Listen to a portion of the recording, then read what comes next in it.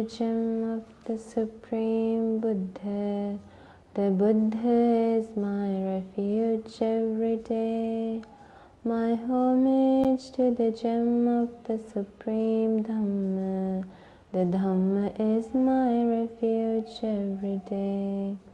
My homage to the gem of the Supreme Sangha. The Sangha is my refuge every day. My homage to the Supreme Triple Gem. The Triple Gem is my refuge every day. Namo Buddhaya. Meritorious devotees, one day our great teacher, the Supreme Buddha, explains, O bhikkhus, both you and I have been wandering in this long journey of samsara, which is the journey of birth and death, for one reason. So what did our great teacher say? Both you and I have been wandering so long in this journey of birth and death because of one reason. The Supreme Buddha explains, or because the reason is both you and I did not understand the Four Noble Truths. So meritorious devotees, we have been traveling in this long journey of samsara then because of one reason, and that reason is we weren't able to understand the truth of suffering. We weren't able to understand what is really suffering. We didn't understand that being reborn is suffering. We didn't understand that having to age, having to fall sick, having to die, having to become separated from our loved ones is suffering. We didn't understand having to be together with those we don't like is suffering. And we didn't understand the reality of the five aggregates of clinging. And as a result, we continued in this samsara. And we also didn't understand the cause of suffering. We didn't understand the second noble truth, the cause of suffering. We didn't understand that we suffer in this world because of craving. And we didn't understand the fact that it is indeed possible to be free from suffering. And we didn't understand that there is actually a path that leads to being free from suffering. Meritorious devotees, it is only the Tathagata, the great sage, who arises in this world, who teaches the path that allows beings roaming, wandering in this long journey of samsara to escape from it.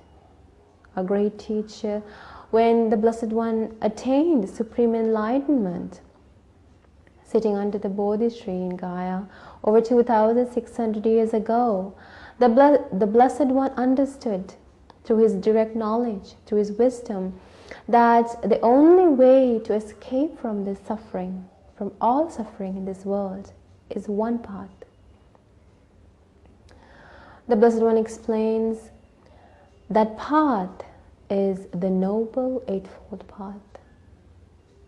So meritorious devotees, if you're interested in escaping from all suffering, if you're interested in finding real happiness, then there's only one thing you must do, and that is to practice, develop the Eightfold Path. So today we're going to learn a beautiful sutta that explains about the Noble Eightfold Path. This sutta is found in the Samyutta Nikaya, in the Magga Samyutta of the Pali Canon. And the name of this sutta is known as the Brahmana Sutta. So meritorious devotees, during that time, our great teacher, the Supreme Buddha, was living in Savatthi. And in the morning, Most Venerable Ananda, as you know, Venerable Ananda was our great teacher's supporter, our great teacher's personal attendant for 25 years. He was there with our great teacher like the shadow that never leaves for 25 years. And so this Venerable Ananda, dressed and taking the bowl and robe, went to the city of Savatthi for alms. And then Venerable Ananda saw Brahmin Janusoni. So he saw a Brahmin named Janusoni departing from Savatthi in an all-white chariot drawn by horses, female horses. So what did Venerable Ananda see? Venerable Ananda saw a Brahmin named Janusoni departing, so leaving the city of Savatthi in an all-white chariot. Now, it said here, the horses yoked to this chariot were white in color. Its ornaments of the ornaments of the vehicle were also white in color. The chariot was also white, and its upholstery was also white. The reins, the goad, the canopy were also white. And Brahmin Janusoni's clothes were also white. His turban, no, he's a Brahmin, so he was wearing a turban, and his turban was also white. And his sandals were also white. And the fan, the white chowri, the chowri that was used to fan him was also white. So everything, the vehicle, everything was white in color. So people, having seen this, said, "Wow, divine indeed, sir, is this vehicle. It appears to be a divine vehicle indeed, sir." So now what did people say? When they saw this Brahmin Janusoni traveling in this vehicle that's fully white, they were very amazed. They said, "Divine, this vehicle is divine. Divine indeed, sir, is the vehicle. It appears to be a divine vehicle." So they were very amazed. They were mesmerized to see this vehicle that's all white. So the horses are white, the ornaments of the vehicle is white, the chariot, the upholstery is white, the rein, the goad is white, the driver is white. So everyone is white in color. And so when they saw this, they were quite amazed. Now, even in the ordinary society, when we see a very good-looking make of a vehicle, we also take a second look at it, isn't it? In the normal world, people do this. When they see the latest make of a vehicle, they say, "Wow, that's excellent, that's a really good vehicle." And they take a second look at it. So this is the same thing. So when these people saw this very interesting looking, very divine looking vehicle, they stopped for a second and they took a look at it, and they were amazed at it. And so they called it a divine vehicle. So now Venerable Ananda saw these people speaking like this. And so Venerable Ananda went for alms, walked for alms in Savatthi, and he returned from his alms round. And after his meal, he approached the Blessed One, he paid homage to him, sat down to one side, and he said, "Venerable Sir, in the morning when I went for alms, I saw the Brahmin Janusoni leaving the city of Savatthi in an all-white chariot drawn by mares. Mares means female horses. And this vehicle, this chariot was all white, and when people saw this, they said, "Divine indeed, sir, is this vehicle. It appears to be a divine vehicle indeed, sir." So Venerable Ananda told our great teacher about what happened when he went on the alms round. As you know, our Venerable Ananda is a Sotapanna disciple. For the 25 years that he attended to the Buddha, he was only a Sotapanna disciple. He was not an Arahant. And so, being a Sotapanna disciple, his mind is always within the Dhamma. And so, after having seen that incident, Venerable Ananda asked a beautiful question. Venerable Ananda asks, "Venerable Sir, is it possible, Venerable Sir, to point out a divine vehicle in this Dhamma and discipline?" So what did Venerable Ananda ask? "Venerable Sir, is it possible to point out a divine vehicle in this Dhamma and discipline?" So now he is comparing what he saw in the morning, and he's asking, he's trying to match it, compare it to the Dhamma. So now he wants to know, just like there are very amazing looking vehicles in the ordinary society, he wants to know, in the Dhamma, Venerable Sir, is there a divine vehicle? You can see how you can see the way these amazing noble beings think. And so, of course, at that time, my great teacher, the Supreme Buddha, said, Ananda, yes, it is possible. It is possible to point out a divine vehicle in this Dhamma. Ananda, this is a designation for this noble eightfold path. So this divine vehicle is it's a designation for the noble eightfold path. The Supreme Buddha explains, the divine vehicle, the vehicle of Dhamma, the unsurpassed victory in battle, all of these are designation to the Noble Eightfold Path. The divine vehicle is the Noble Eightfold Path. What do we use a vehicle for? We use a vehicle to get somewhere, to reach a destination, isn't it? In the ordinary world, if you want to reach a certain place, then we get into a vehicle and we leave. And so our great teacher, the Supreme Buddha, explains in this Dhamma, in the dispensation, the divine vehicle that takes you to the supreme goal, the pure destination of Nibbana, is the Noble Eightfold Path. It's amazing, isn't it? And so our great teacher explains, Ananda, right view. Now, right view in Pali is known as Samma Ditti. So the Blessed One explains, right view, Ananda, when developed and cultivated, has as its final goal the removal of lust, the removal of hatred, the removal of delusion.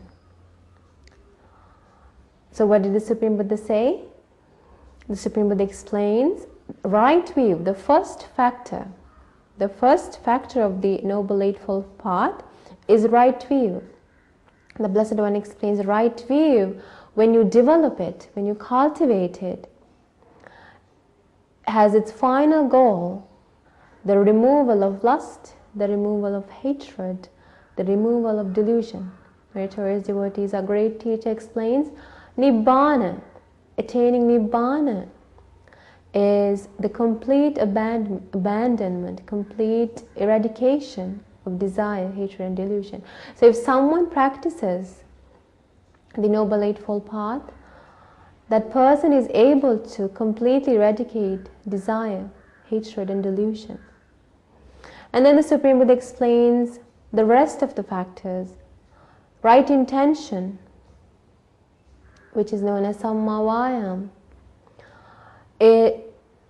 Right intention, O Ananda, has its final goal the removal of lust, the removal of hatred, the removal of delusion.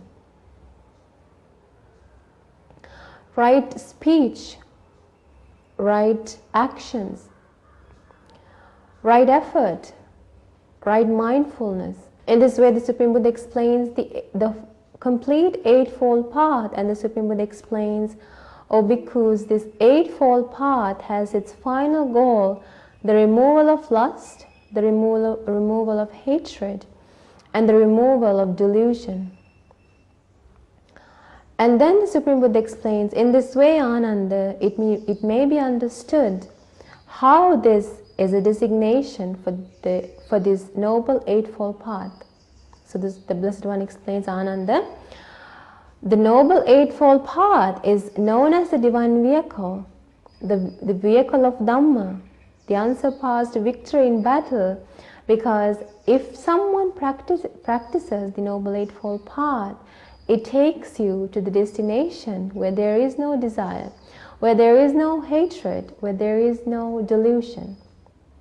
Meritorious devotees, then it's quite important that we know exactly what the Noble Eightfold Path is. Because if we don't know what the Noble Eightfold Path is, then how can we start to practice it? And so it's quite important that we have a clear understanding of what right view is, what right intention is, what right speech, what right actions are. what right effort is, what right livelihood is, what right mindfulness is, and what right concentration is. Because if we do not have the right clear understanding, then there is no way that we can develop it. In the present world, a lot of people define the Eightfold Path in many different ways as a result of not knowing the direct words of the Supreme Buddha. So it's quite important that we get our knowledge of Dhamma through direct teachings of the Supreme Buddha. So let's learn what the Noble Eightfold Path is from the words, from the true words of our great teacher, the Supreme Buddha. Meritorious devotees, our great teacher, the Supreme Buddha, explains to us very clearly about what right view is. The Supreme Buddha explains, O bhikkhus, what is right view? The Supreme Buddha explains, right view is knowledge of suffering. So knowledge of suffering means knowing, understanding that being reborn is suffering. If you are not born in this world, then we wouldn't have to face all these painful things that we are facing in this world. We wouldn't have to face aging, we wouldn't have to fall sick, we wouldn't have to, be separated from our loved ones. And we won't have to die if we are not born in this world. So the Supreme Buddha explains having to be born is suffering, and you must understand it as being suffering.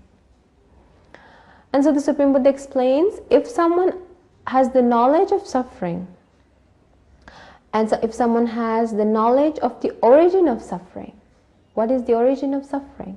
The Blessed One explains, craving is the origin of suffering. If we do not have craving within us, we wouldn't suffer. The Supreme Buddha explains, we have this craving for sensual pleasures. We crave to see attractive things. We crave to hear attractive sounds. In this way, we crave sensual pleasures.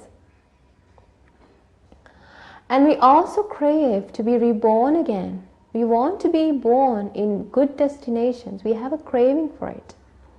And sometimes when we are so fed up with life, sometimes we have this feeling of feeling that you don't want to exist in this world. Now, for non-existence. In this way, we have craving within us. We crave sensual pleasures. We crave for existence. We also crave for non-existence.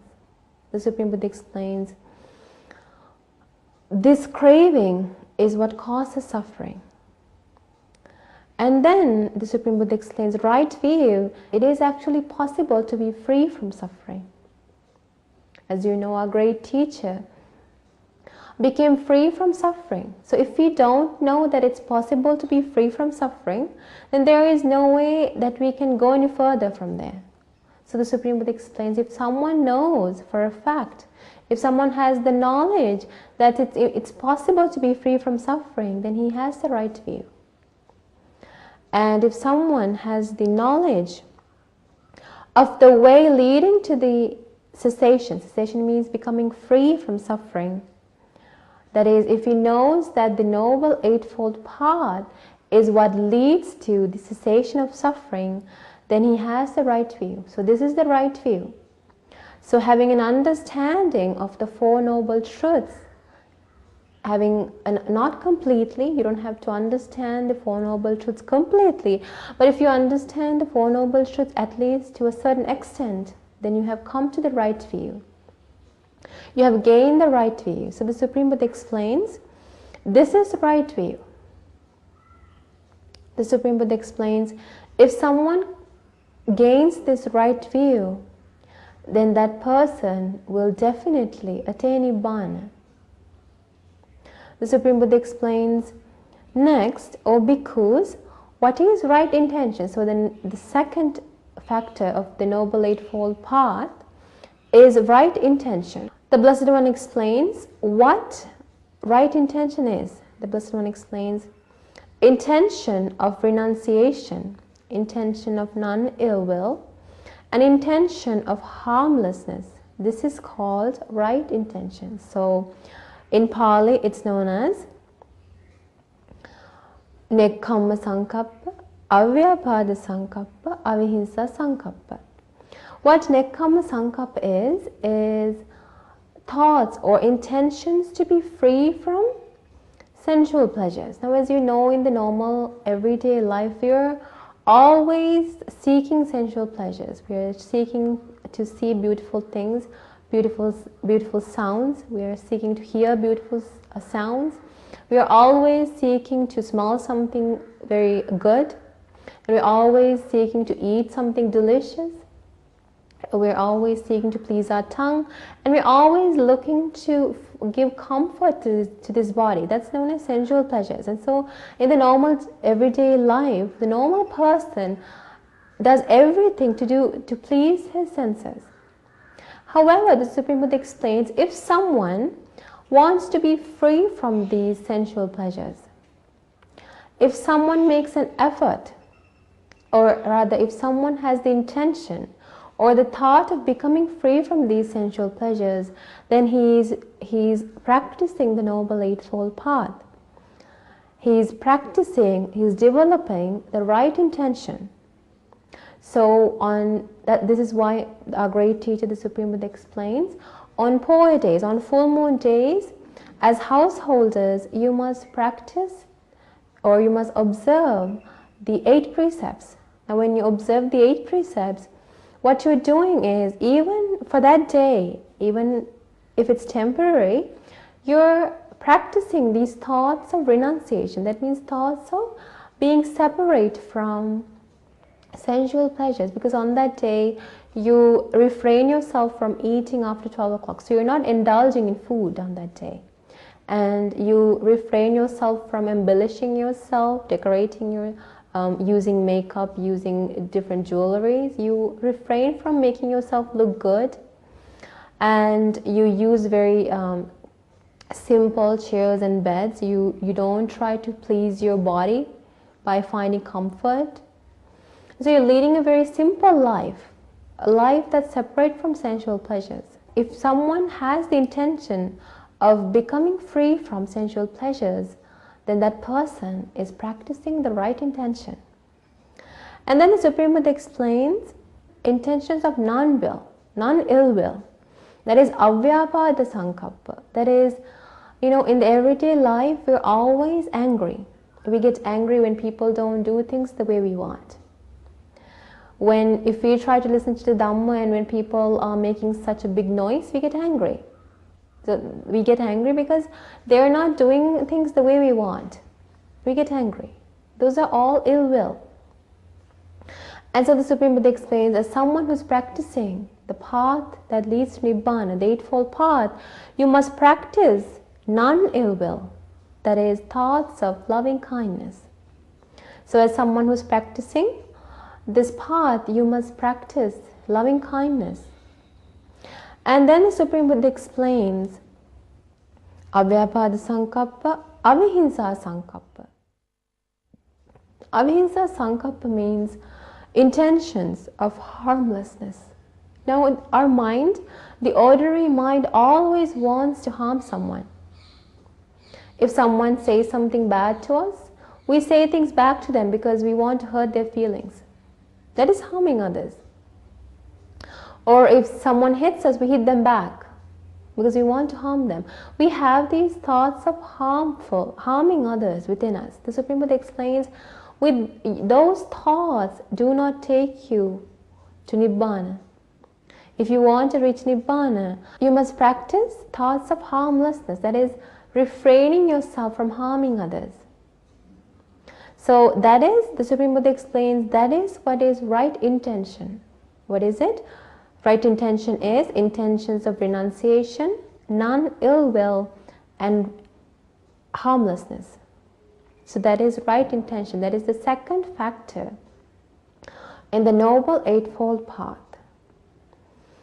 And so far we have discussed about 2 factors. The first is right view, that is, getting a good understanding of the Four Noble Truths. And the second is right intention, that is, thoughts of renunciation, that is, thoughts of being separate from sensual pleasures, thoughts of non-ill will, that is thoughts of loving kindness, and thoughts of harmlessness, not harming others in any way, physically or verbally, in any way.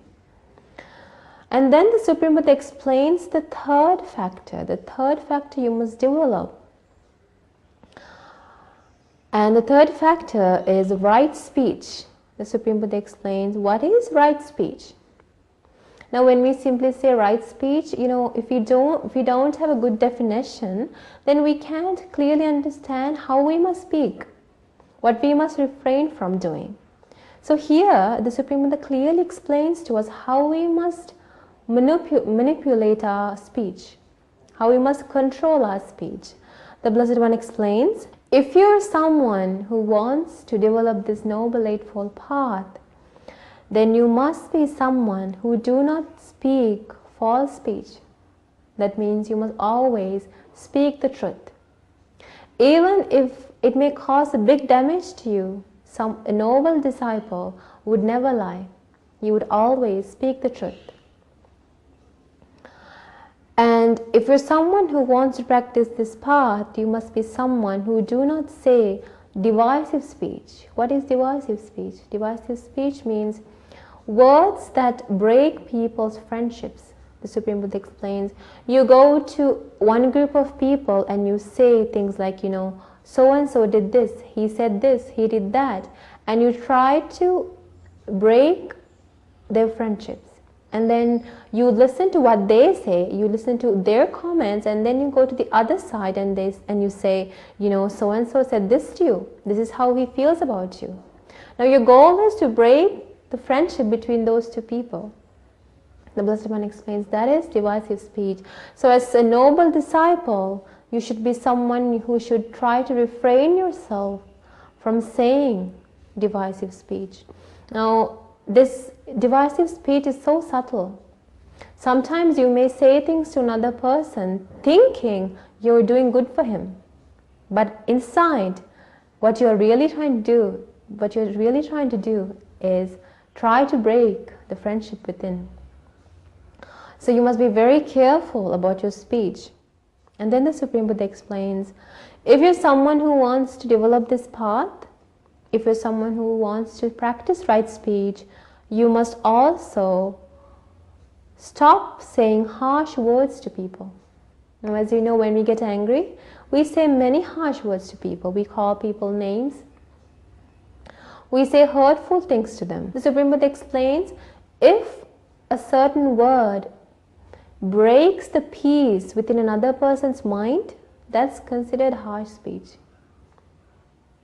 So if you say certain things to another person and it breaks, it destroys that person's peace of mind, then that's considered harsh speech. So a noble disciple must make sure he or she does not say these harsh words that hurt other people's feelings.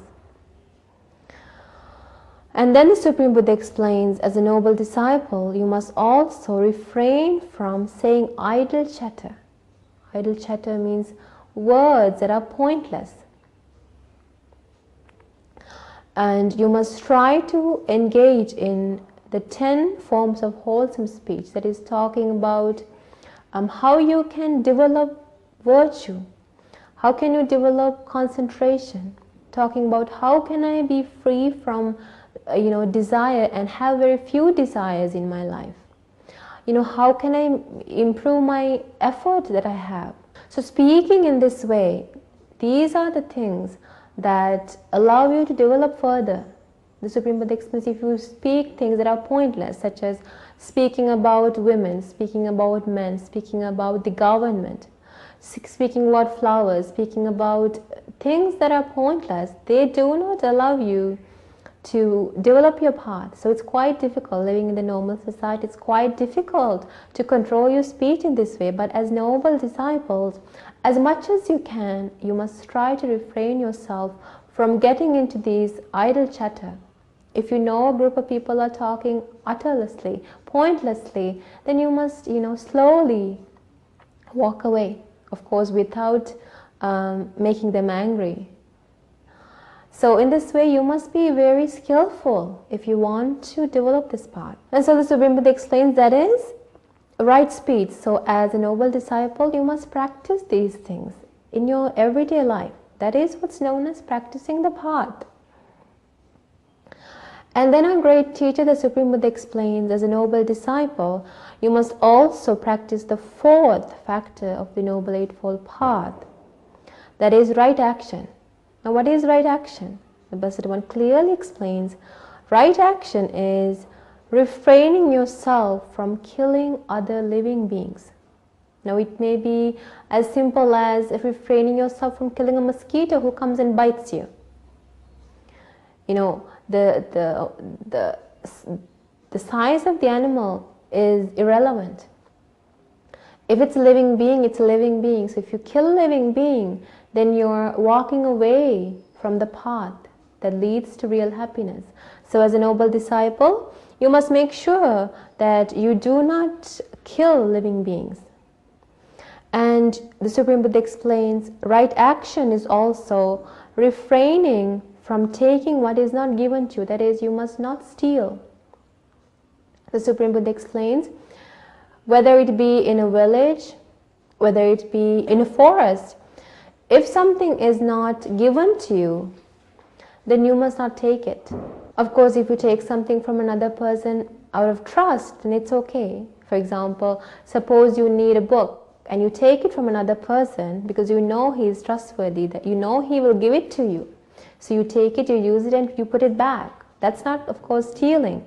But taking with a mind of stealing, taking something from another, that is stealing. So you must refrain yourself from doing that. And then the Supreme Buddha explains, you must also refrain yourself from engaging in sexual misconduct, that is, cheating on your wife or husband. You must not cheat on your spouse. You must be faithful to your wife or husband, and you must not engage in sexual misconduct. That is considered right action. And then our great teacher, the Supreme Buddha, explains, now so far we have discussed about four factors, that is right view, right intention, right speech, and right action. Now the fifth factor of this Noble Eightfold Path is right livelihood. Now what is livelihood? Livelihood is the way you make a living. So you may be doing a certain job, and through that you must make sure you do it righteously. Now righteously means you do not cheat others, you do not lie to others, you do not engage in fraud in making a living. As you know, in the ordinary world, many people do wrong things to make money. They take bribes, they engage in fraud, they steal from other people, they lie to other people, they cheat other people to make money. But as a noble disciple, you shouldn't do any of those things. You must make a living, you must do your job righteously, in the right way. As someone who is virtuous, who protects the precepts, you must practice this path. The Supreme Buddha explains that if you do certain jobs, then that's considered the wrong livelihood. The Supreme Buddha explains, you must not trade people as slaves. You must not sell weapons as your job or to make a living. You must also not sell weapons as a way of making a living. And the Supreme Buddha explains, you must also refrain from doing all these wrong things. And the Supreme Buddha explains, you must also refrain from killing animals, so for example, for meat. So all of these things, the Supreme Buddha explains, are wrong livelihood. So as a noble disciple, you must make sure you refrain yourself from all of these things, and you must try to do your job righteously, in the right way, in accordance with the Dhamma. The Blessed One explains, here a noble disciple, having abandoned a wrong mode of livelihood, earns his living by a right livelihood. This is called right livelihood. So the Supreme Buddha clearly defines what right livelihood is. And then our great teacher, the Supreme Buddha, explains the sixth factor in the Noble Eightfold Path, and that is right effort. So now I'm sure you have heard in many places about right effort, but you may wonder what is really right effort. Now, if you make an effort to build a house, is that also considered right effort? If you make an effort to encourage your children to do well in school, is that also right effort? So you might be confused if you do not know the direct words of the Supreme Buddha. If you do not know the direct teaching of the Supreme Buddha, then you might get confused. And when people define these terms in different ways, you'll get confused. You become, you get in doubt. You get doubts. So the Supreme Buddha in this Sutta clearly explains what right effort is. The Supreme Buddha explains, here a bhikkhu generates desire for the non-arising of unarisen, evil, unwholesome states. So you make an effort for the non-arising of unarisen, evil, unwholesome states. For example, evil, unwholesome states could be anger or jealousy. And so as a noble disciple, you must make an effort to make sure those evil, unwholesome states such as jealousy or anger does not arise within you.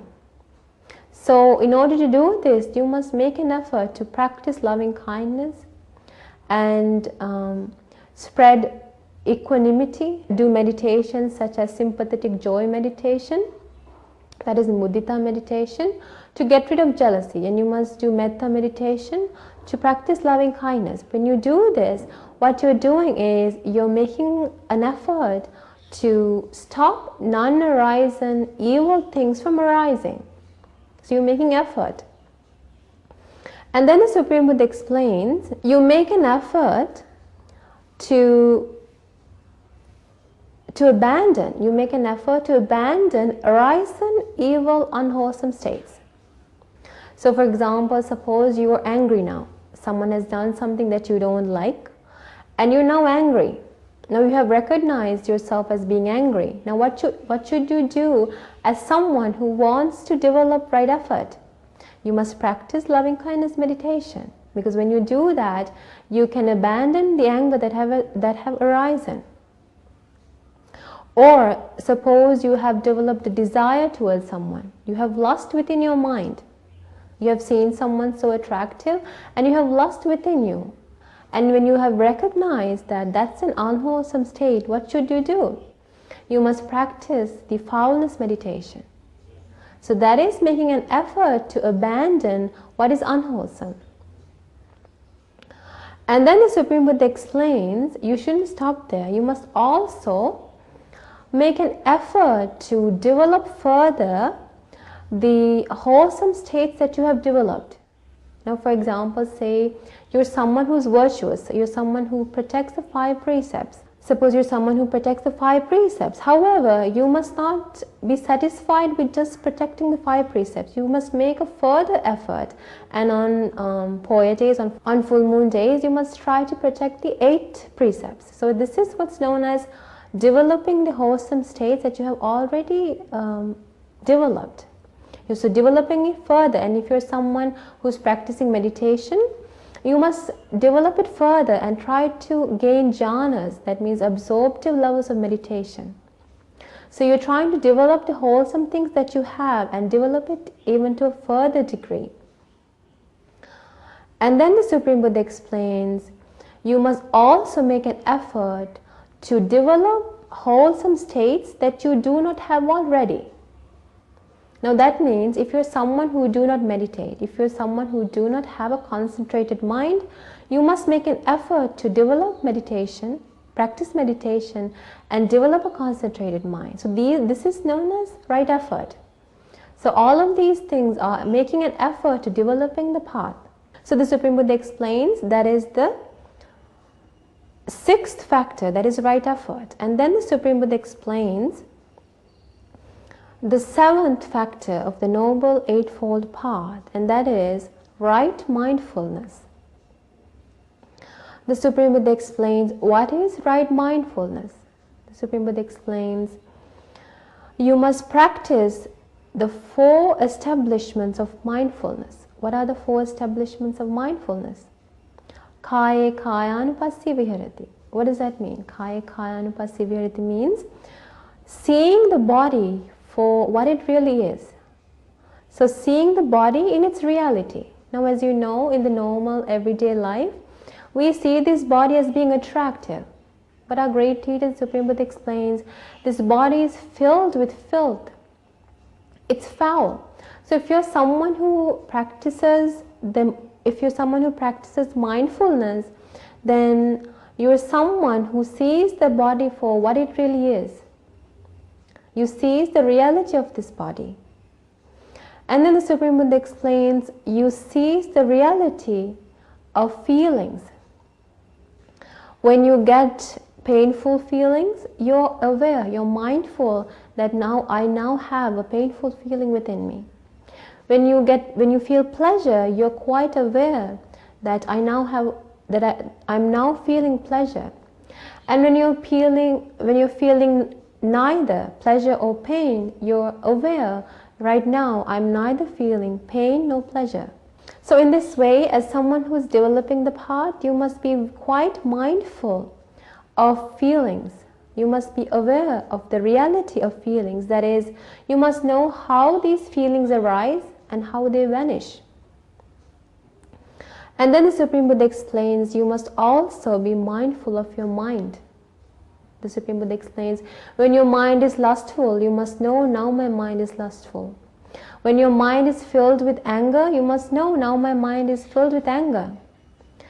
When your mind is deluded, you must know, my mind is now deluded. So you're quite aware of your own mind. When your mind is restless, you know quite well that your mind is restless. And when you know very well the reality of your mind, then you can little by little purify your mind. This is why the Supreme Buddha explains you must be mindful of your mind. Because if you're not mindful of your mind, if you're not aware of the thoughts that's in your mind, then how can you purify it? If you do not know that there's anger within you, if you do not know there's lust within you, how can you abandon those defilements? So that's why it's quite important that you are quite aware of the reality of your mind. And then our great teacher, the Supreme Buddha, explains you must also be mindful of the Dhamma. That is, you must have a good understanding of the 5 hindrances. You must, when your mind is sleepy, when you're restless, when you're overcome by lust, when you're in doubt, you must know you now have the hindrances within you, and you must make an effort to abandon the 5 hindrances. And you must have a good understanding of what the 5 aggregates of clinging are. And you must have a good understanding of these sense faculties. And you must have a good understanding of the 4 Noble Truths. The Supreme Buddha explains, if you're quite mindful, if you're quite aware of this Dhamma, then you're someone who's mindful.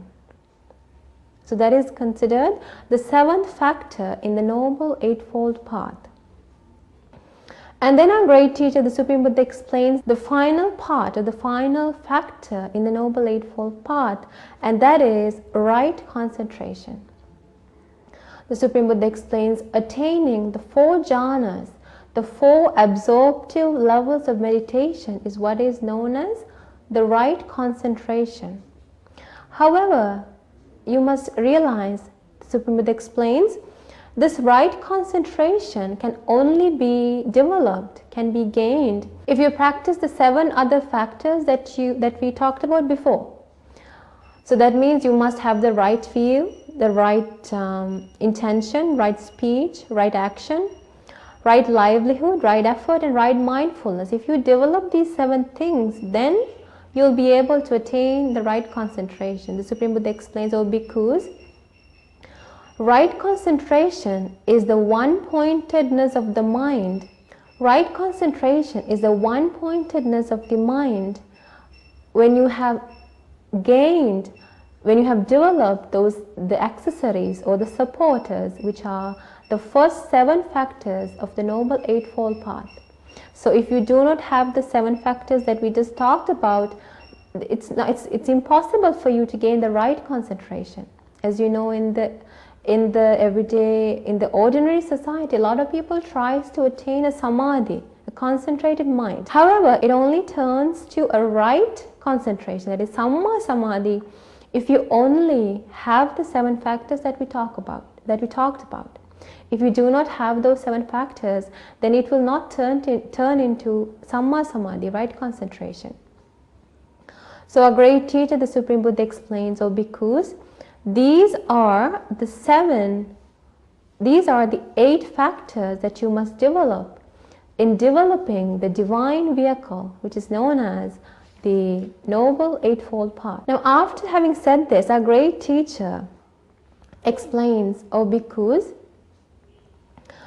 this is what the Supreme Buddha explains, this is what the Blessed One said. And having said this, the fortunate one, the teacher, further said this. And the Supreme Buddha teaches 4 beautiful verses. So the Supreme Buddha says, its qualities of faith and wisdom are always yoked evenly together. Shame is its pole, mind its yoke tie, mindfulness the watchful charioteer. So now the Supreme Buddha is comparing the paths of the chariot to the paths of the noble divine vehicle. So the Supreme Buddha is explaining, as someone who is practicing the path, you must make sure you have the qualities of faith and wisdom. So having confidence and having wisdom is quite important in developing the path.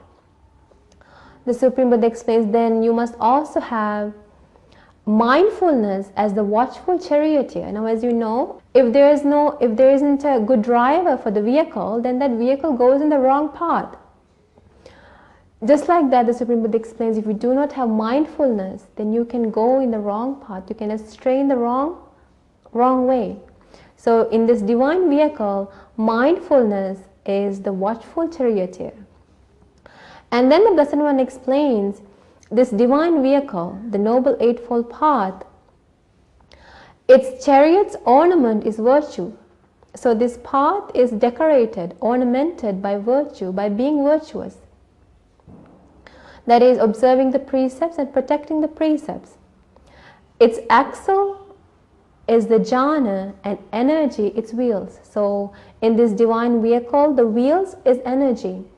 Now, as you know, in a vehicle, if there aren't any wheels, then you can't go any further with that vehicle. Just like that, if you do not make an effort, if you do not have energy to develop wholesome things, then you cannot develop further in the path. So you need energy.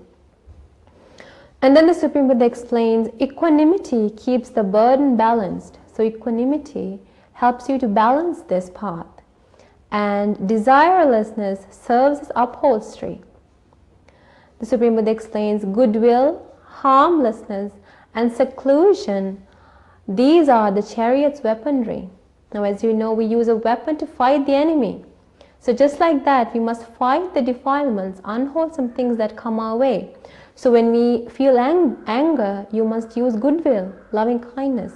When we feel like harming others, you must make sure you engage in harmlessness. And you must also develop seclusion in order to develop this path. And then the Supreme Buddha explains, forbearance is armor and shield. So in this divine vehicle, patience, enduring patiently is the armor and shield. Now, as you know, when we go into a fight, we use the armor to prevent, we use the armor to prevent people from attacking us. And so the Supreme Buddha explains then, being patient, forbearance, patiently enduring is what allows you to guard yourself against defilements. So you must practice patience. The Supreme Buddha explains, there is nothing more supreme than being patient. So these are qualities that you must develop within. And the Supreme Buddha explains, when you have these paths, it rolls towards security from bondage. And in the final verse, the Blessed One explains, this divine vehicle, unsurpassed, originates from within oneself. So this vehicle is not something you can buy. This divine vehicle, the Noble Eightfold Path, is something you must originate, you must develop within yourself. And in the end, the Supreme Buddha explains, the wise depart from the world in it, inevitably winning the victory. So those who are wise get in this divine vehicle of the Noble Eightfold Path, and they escape from this world, they escape from this long journey of samsara, and they attain the pure destination of real happiness, that is, they attain the supreme bliss of Nibbana. So meritorious devotees, today we learned a beautiful sutta that explains to us about the divine vehicle that we must make within our lives in order to reach our destination as noble disciples, that is, the destination where there is no rebirth, the destination where there is no death, the destination of Nibbana. The Supreme Buddha explains, Kalyana Mitta, a Kalyana Mitta is what helps you, is the person who is the one who helps you to develop this path. The Supreme Buddha explains, and this path is something that you yourself must develop. Nobody else will come and do this for you. So meritorious devotees, I bless you. May you have the opportunity to develop this path. May you have the opportunity to develop these amazing qualities such as faith, wisdom, goodwill, harmfulness, and patience. And may you have the opportunity to realize the Four Noble Truths in this Gautama Buddha's dispensation. Sadhu, sadhu, sadhu. Namo Buddhaya.